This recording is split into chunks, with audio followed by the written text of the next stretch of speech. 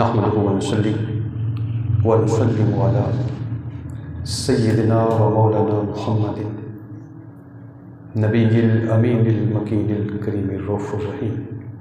أما بعد، أعوذ بالله من الشيطان الرجيم. بسم الله الرحمن الرحيم. وجاهدوا في الله حق جهاده. صدق الله مولانا العظيم. اللهم صل على سيدنا ومولانا محمد وعلى آله وصحبه وبارك وسلم. مولاي صل وسلم دائما أبدا على حبيبك خير الخلق كلهم محمد سيد الكونين والثقلين والفريقين من عرب ومن عجم. الصلاة والسلام عليك يا رسول الله وعلى آلك وأصحابك يا حبيب الله. الصلاة والسلام عليك يا رسول الله وعلى آلك وأصحابك يا رحمة للعالمين. حاضرین گرامی، اللہ جل مجدہ کا فضل احسان ہے کہ اس نے ہمیں اپنے حبیب مکرم صلی اللہ علیہ وآلہ وسلم کی امت میں پیدا فرمایا اور حضور علیہ السلام کے تصدق سے ہمارے لیے بے شمار آسانیاں فرمائیں. آج کی جمعہ المبارک میں ہم انشاءاللہ جہاد کا اسلامی تصور کے عنوان پر بات کریں گے اور اس کی لغوی معنی اور شرعی مفہوم کو بیان کرتے ہوئے انشاءاللہ بات کو آگے بڑھائیں گے. اور یہ موضوع اس قدر ضروری اور اہم ہے کہ اسلام سے حسد کرنے والے اور اسلام دشمن عناصر نے جہاد کی آڑ میں اسلام کو ہمیشہ بدنام کرنے کی کوشش کی. یقیناً یہ بات ہمارے لیے خوش آئند نہیں ہے اسلام کے ماننے والوں کے لیے کہ ہماری کسی بات کو بنیاد بنا کر ہمارے اوپر انتہا پسندی یا دہشت گردی کا الزام لگایا جائے. لیکن افسوس کے ساتھ یہ عمل جاری و ساری. اب اس میں ایک اہم مسئلہ یہ ہے کہ کم از کم ہم جو اسلام کے ماننے والے ہیں ہمیں تو یہ معلوم ہونا چاہیے کہ جہاد ہے کیا، اس کا معنی اور مفہوم کیا ہے. کیا جو مغرب جہاد کو بیان کر رہا ہے اور اس کی آڑ میں اسلام کو بدنام کر رہا ہے، کیا اس سے مراد وہ جہاد ہے یا کچھ اور ہے؟ تو اس لیے یہ بہت ضروری بات ہے کہ ہمارے اسلام کے ماننے والے لوگ اس بات کو جانیں، سمجھیں اور اس تصور سے آگاہ ہوں. یقیناً جہاد میں ایسا کوئی ایلیمنٹ نہیں ہے، کوئی ایسا عنصر نہیں پایا جاتا کہ جس کی آڑ لے کر اسلام کو داغدار کرنے کی کوشش کی جائے. لیکن چونکہ اس بات کو سمجھا نہیں گیا اور عوامی سطح پر بھی اس بات کو عام طور پر نہیں سمجھا جاتا، اور جب جہاد کا لفظ آتا ہے تو ہم پہلی بات جو سوچتے ہیں سمجھتے ہیں وہ جنگ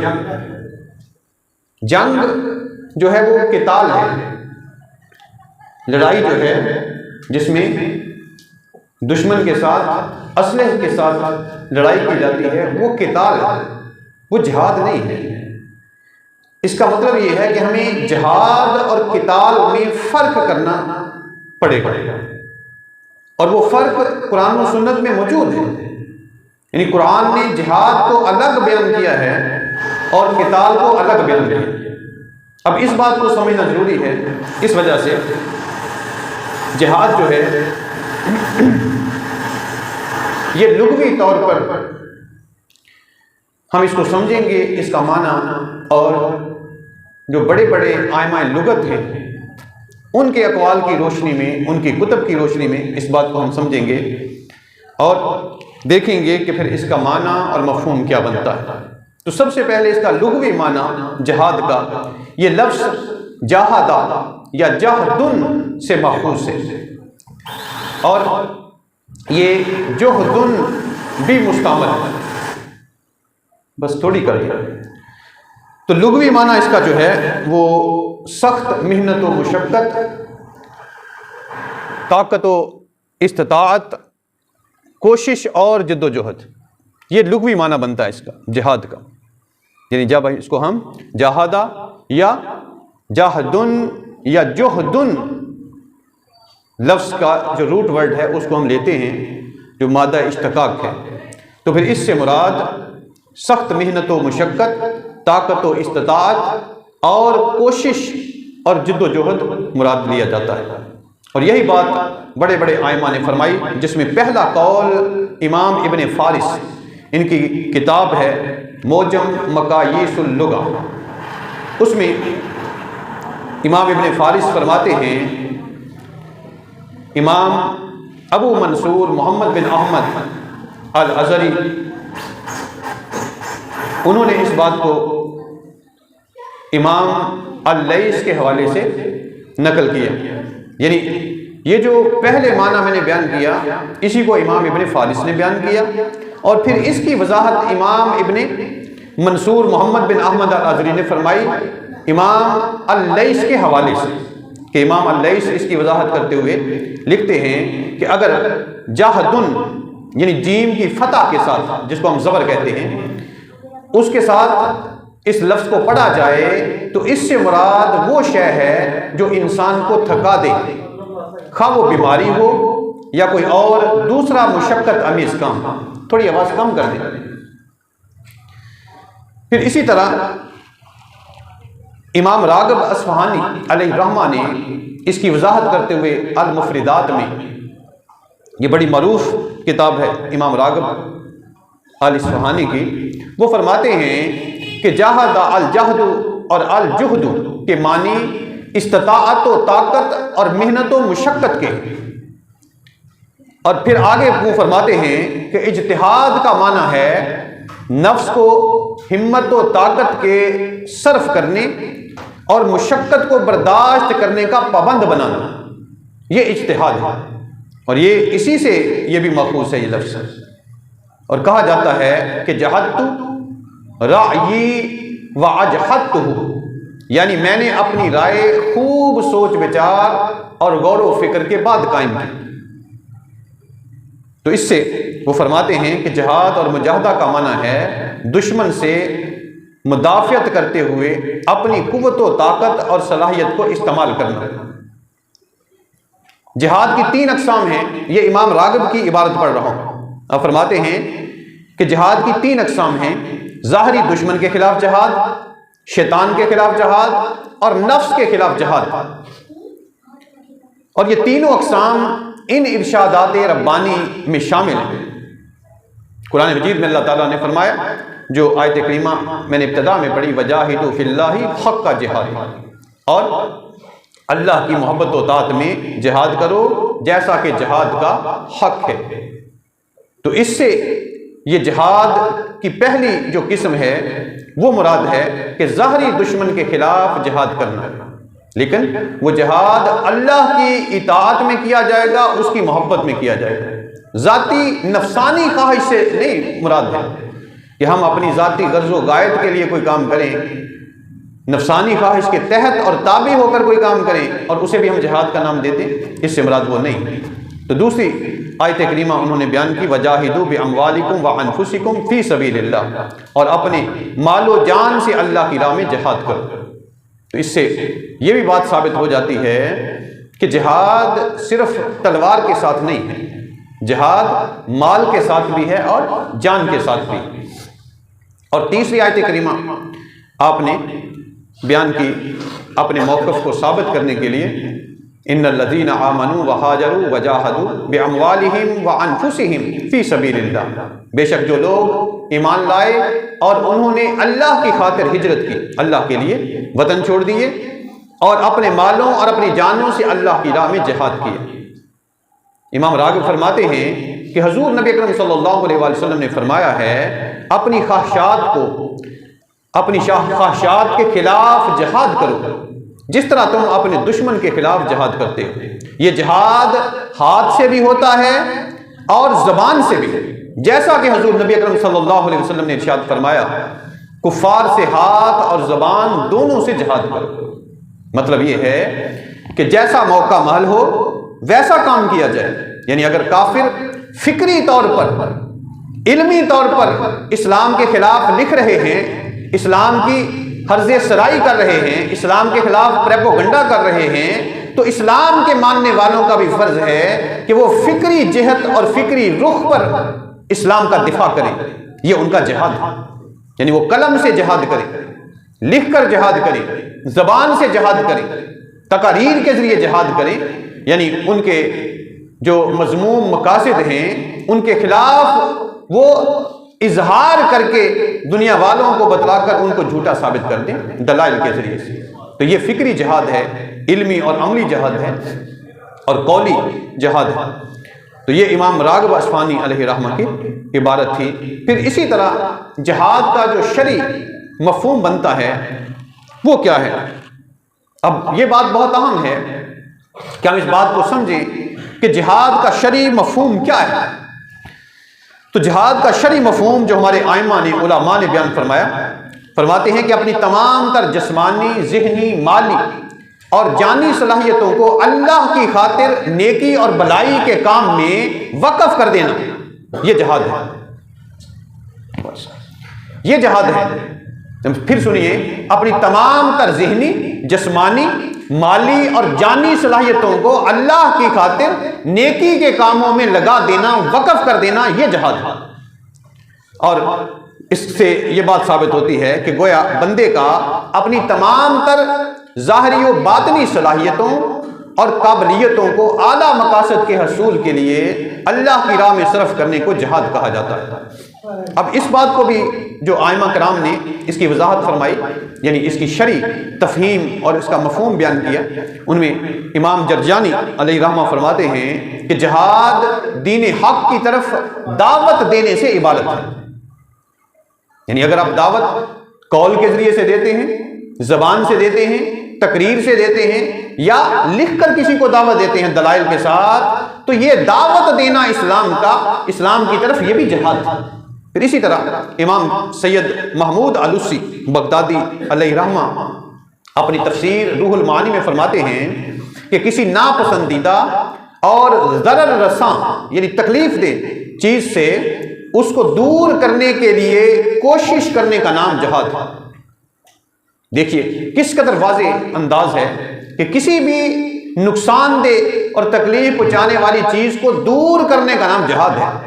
یعنی ہمارے ہاں جیسے میں نے پہلے عرض کیا کہ جہاد کا لفظ سنتے ہی جنگ ذہن میں آتی ہے کہ جنگ، اس سے مراد جنگ ہے، حالانکہ ایسا نہیں ہے۔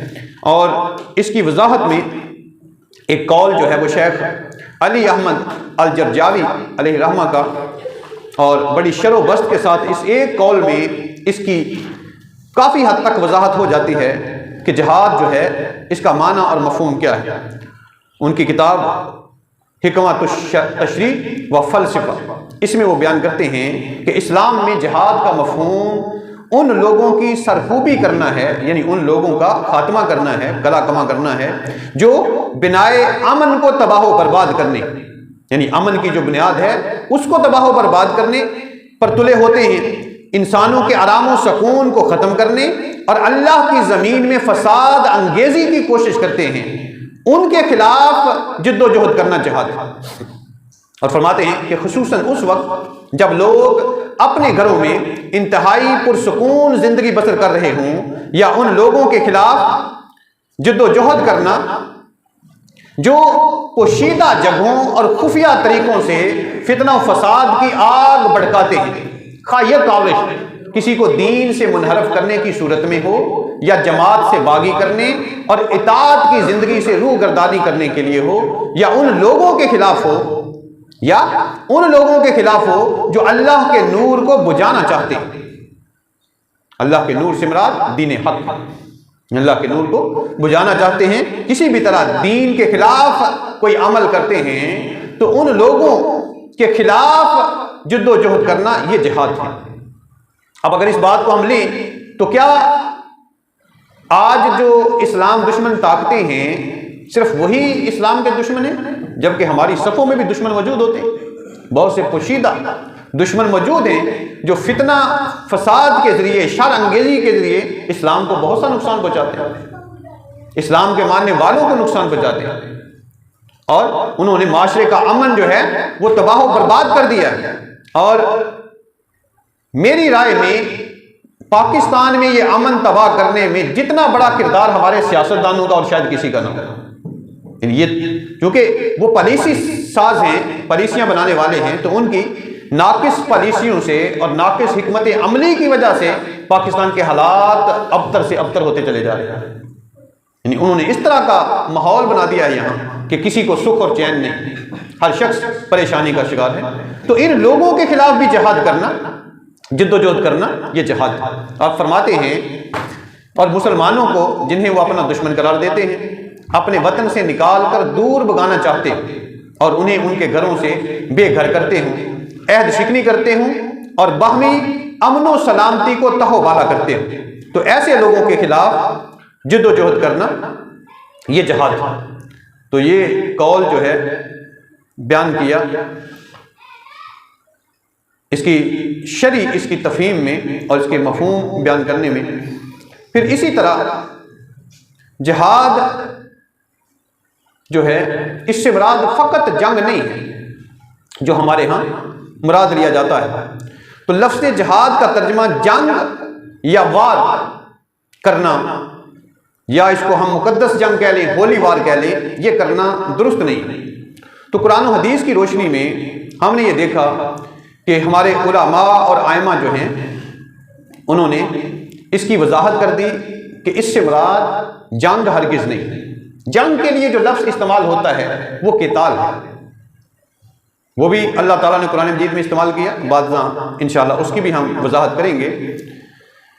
اب دہشت گردوں کی طرف سے عام طور پر اس لفظ کو غلط استعمال کیا جاتا ہے ہمارے ہاں، وہ اپنے مذموم مقاصد کے لیے اس کو استعمال کرتے ہیں، اور اگر ہم جتنی بھی دہشت گرد تنظیمیں ہیں وہ پاکستان میں کام کر رہی ہوں یا باہر کام کر رہی ہوں دوسرے ممالک عرب کنٹریز میں، ان کے پیچھے اگر تحقیق کی جائے تو پھر ان کے پیچھے حقیقت میں وہی مغربی طاقتیں اور امریکہ ہی نکلتا ہے، کیونکہ وہ جواز بنانا چاہتے ہیں کسی طرح اسلام کے ماننے والوں کو بدنام کرنے کے لیے اور ان پر حملہ کرنے کے لیے، یعنی وہ اسلحہ بھی خود دیتے ہیں، لوگوں کو پیسے بھی دیتے ہیں، ان کو تیار بھی کرتے ہیں، اور پھر وہ میڈیا پر پروپیگنڈا بھی کرتے ہیں کہ دیکھا یہ اسلام کے ماننے والے ہیں۔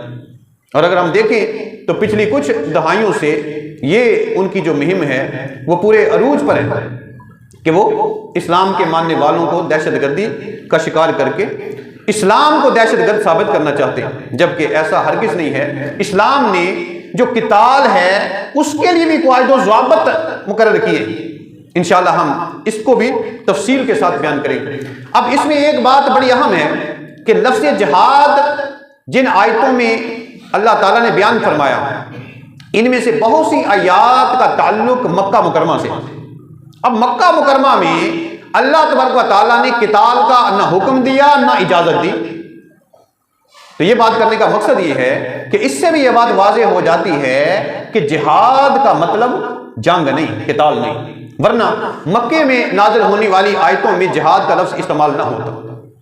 اگر ان میں جہاد کا لفظ استعمال ہوا ہے تو اس سے یہ بات ثابت ہو جاتی ہے کہ اس سے مراد اللہ تبارک و تعالیٰ نے جنگ نہیں لیا بلکہ جد و جہد لیا ہے، کوشش اور کاوش لیا ہے، ہمت اور استطاعت لیا ہے، قوت اور طاقت کے ساتھ اپنی دعوت کو پیش کرنا لیا ہے، خواہ وہ دلائل کے ساتھ ہو خواہ وہ عملی طور پر۔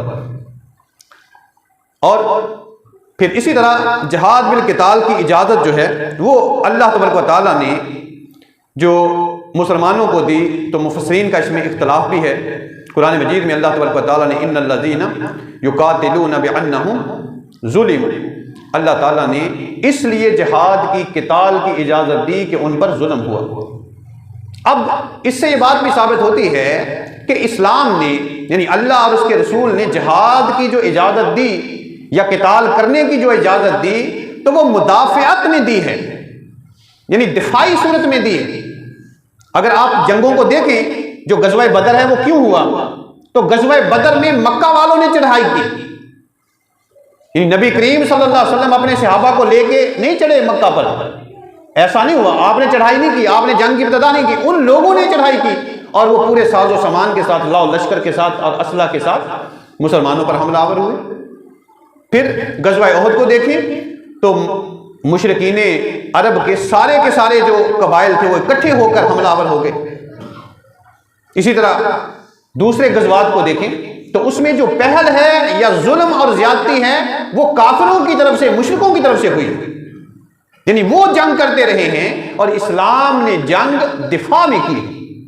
اب دفاع کا تو ہر کسی کو حق بنتا ہے، اور اگر اپنا دفاع بھی نہ کیا جائے اور اپنے آپ کو موت کے حوالے کر دیا جائے تو اس کو بھی کوئی عقل مندی نہیں کہا جا سکتا، نہ کوئی اس کو فطری یا لاجیکل جو پوائنٹ آف ویو کہا جا سکتا ہے، اس کو وہ نہیں کوئی کہے گا۔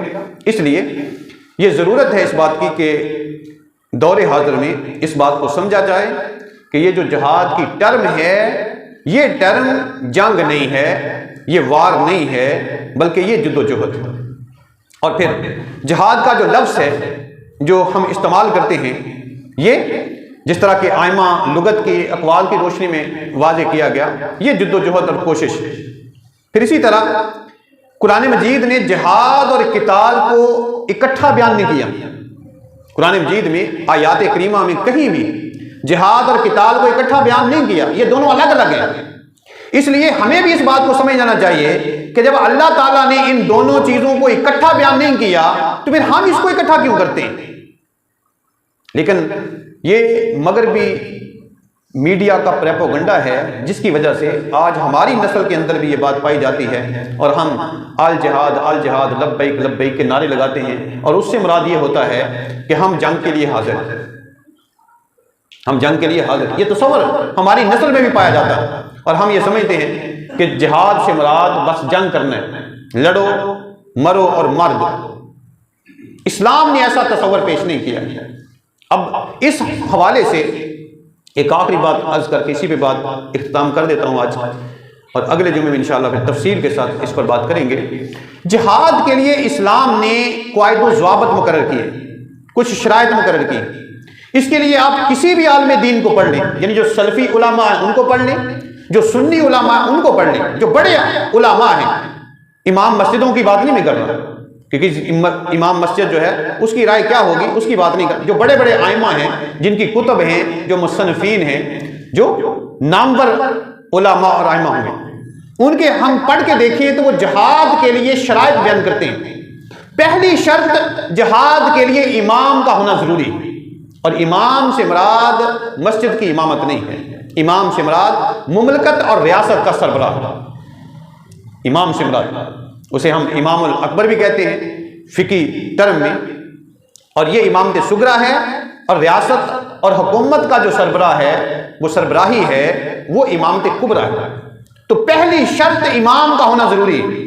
دوسری شرط اس کے لیے فوج کا اور ٹرینڈ لشکر کا ہونا ضروری ہے، فوج کا ہونا ضروری ہے، یعنی مجاہدین کا ہونا ضروری ہے، اور مجاہدین کی بھی مطلوبہ تعداد کا ہونا ضروری ہے کہ جن کے ساتھ ہم لڑ رہے ہیں یا لڑنے جا رہے ہیں کم از کم ہمارے پاس وہ تعداد موجود ہو جو مقابلہ کر سکے۔ پھر جائے سکونت کا ہونا، جائے امن کا ہونا، یعنی مملکت اور ریاست کا ہونا، اس کو کہتے ہیں جائے قرار کا ہونا، وہ ضروری ہے۔ اور نمبر 4 پھر اسلحے کا ہونا ضروری ہے، یعنی جب یہ 4 شرائط پائی جائیں کم از کم تو پھر جہاد کی اجازت ہے، جہاد سے مراد قتال کی اجازت ہے، یعنی جنگ کرنے کی اجازت ہے۔ دیکھیے یہ اسلام ہے۔ یہاں ہمارے ہاں اس بات کو نہیں سمجھا جاتا، کیونکہ فلسطین میں آج یہودیوں نے ظلم و ستم کا بازار گرم کیا ہے، اور وہاں شاید اب تک تو وہ 10,000 کے قریب لوگ شہید ہو چکے ہیں، جس میں بچے بھی ہیں، خواتین بھی ہیں، بوڑھے بھی ہیں، جوان بھی ہیں، ہر عمر کے لوگ۔ یہ ان کا ظلم اور زیادتی، دنیا کا کوئی مہذب انسان اور مہذب معاشرہ ان کے عمل کی تائید نہیں کر سکتا۔ اور یہی وجہ ہے کہ آج مغرب اور امریکہ کے اندر سے بھی آوازیں اٹھ رہی ہیں کہ یہ ظلم ہو رہا ہے، لیکن سوچنے والی بات یہ ہے کہ کیا اب اس موقع پر ہم محض تقریریں کر کے لوگوں کے اندر اپنی گڈ ول بنائیں؟ ہمارے ہاں ہوتا یہ ہے کہ مسجد کا امام یا خطیب وہ ایسی تقریریں کر کے جذباتی باتیں کر کے لوگوں کی ہمدردیاں لیتا ہے، اور ایک اور تماشا شروع ہو جاتا ہے، وہ ہے فنڈ ریزنگ کا تماشا، پیسے اکٹھے کرو فلسطین بھیجنے۔ میں آپ کو یاد دلانا چاہتا ہوں، اور یہ بڑی اہم بات ہے، کہ آپ پیچھے 15-20 سال پیچھے چل کے دیکھیں تو کشمیر کے جہاد کے نام پر 20 تنظیمیں کام کر رہی تھی کہ نہیں کر رہی تھی؟ آج ان میں کوئی نام ہے ان کا؟ کسی کا کوئی نام لیتا ہے جہاد کشمیر کا؟ وہ صرف پاکستانیوں کو، سادہ لوگوں کو لوٹنے کا ایک چکر تھا بس، اور کچھ نہیں۔ اور اس طرح کے کسی اقدام کی اسلام نے اجازت ہی نہیں دی ہے۔ یعنی یہ جو ریاست ہے جس کا نام پاکستان ہے، اسلامی جمہوریہ پاکستان ہے، یہاں یہ الگ بات ہے کہ ہمارے حکمران کرپٹ ہیں، یہ ایک الگ بات ہے، لیکن ہمارے آئین میں لکھا ہوا ہے کہ پاکستان کا سربراہ، خواہ وہ صدر ہو خواہ وہ وزیر اعظم ہو، وہ نہیں بن سکتا جو مسلمان نہ ہو۔ یہ طے ہے۔ اس کا مطلب یہ ہے کہ وہ مسلمان ہیں۔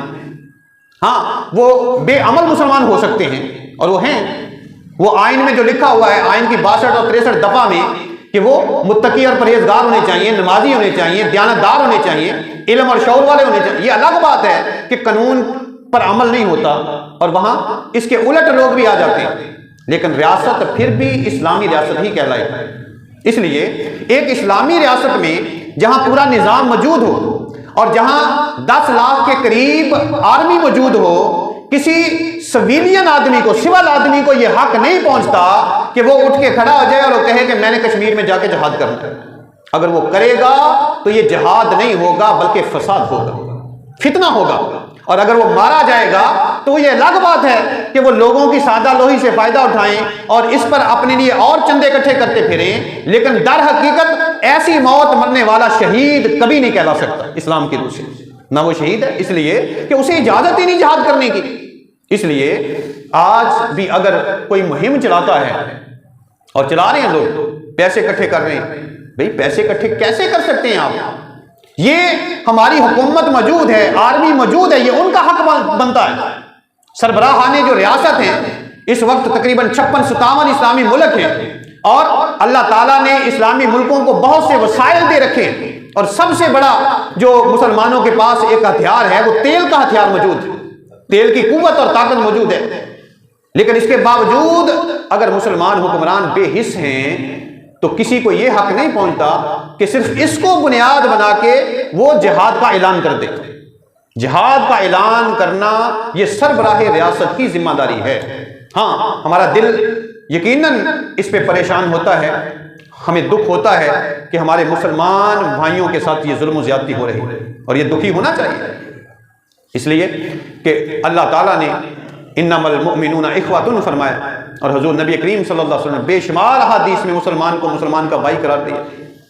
اور جسم کے ایک حصے میں اگر تکلیف ہو تو سارا جسم بے قرار رہتا ہے، نبی صلی اللہ علیہ وسلم نے فرمایا۔ بے شک ہمیں اس بات کی تکلیف ہے، لیکن یہ بات ہمیں سمجھ لینی چاہیے کہ عملی طور پر ہم براہ راست فلسطینیوں کے لیے کچھ نہیں کر سکتے۔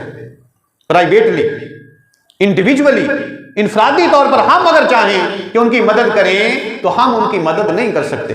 بھی کیسے مدد کر سکتے ہیں جبکہ اسٹیٹ اور ریاست موجود ہے، حکومت موجود ہے؟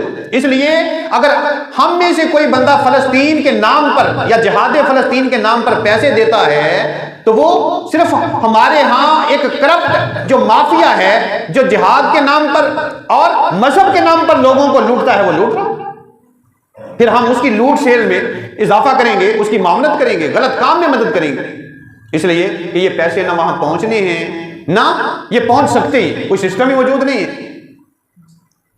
سسٹم آپ کو پتا ہے کہ قانونی طور پر سسٹم بینکنگ سسٹم ہے، اور بینکنگ سسٹم سے ہٹ کر اگر کوئی آپ ٹرانزیکشن کرتے ہیں یا پیسے پہنچاتے ہیں تو وہ منی لانڈرنگ ہے، وہ عزل قانون جرم ہے۔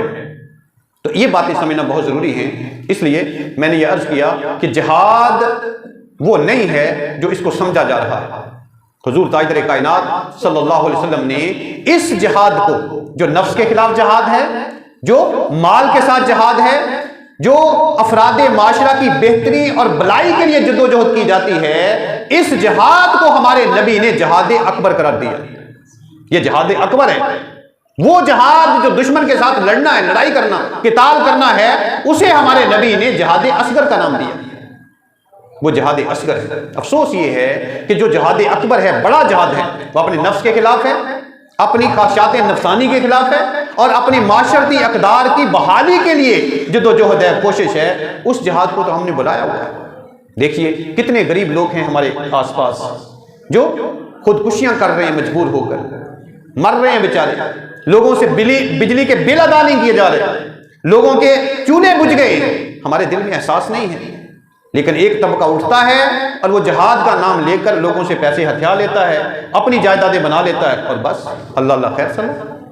تو ہمیں چاہیے کہ کم از کم ہم اسلام کے ان بنیادی تصورات کو سمجھیں تاکہ لوگوں کے دھوکے میں نہ آئیں۔ اور حضور تاجدار کائنات صلی اللہ علیہ وسلم نے مومن کی تعریف کرتے ہوئے ایک بات یہ بھی ارشاد فرمائی کہ مومن ایک سوراخ سے دوسری مرتبہ نہیں ڈسا جاتا۔ مطلب یہ کہ مومن اپنے آنکھیں اور کان کھلے رکھتا ہے، سوچتا سمجھتا ہے، غور و فکر کرتا ہے، وہ بار بار دھوکہ نہیں کھاتا۔ تو اگر ہمیں بار بار دھوکہ دیا جا رہا ہے، پہلے جہاد کشمیر کے نام پر دھوکہ دیا جا رہا تھا، اب اگر جہاد فلسطین کے نام پر دھوکہ دیا جا رہا ہے، تو کم از کم ہمیں سوچنا چاہیے کہ یہ دھوکے کے سوا کچھ نہیں، یہ جہاد نہیں، یہ فساد ہے جس کو جہاد کا نام دے کر بس لوگوں سے ہمدردیاں لی جا رہی ہیں اور فنڈز لیے جا رہے ہیں۔ اللہ تعالی ہمیں دین اسلام کے ان تصورات کی سمجھ بوجھ عطا فرمائے۔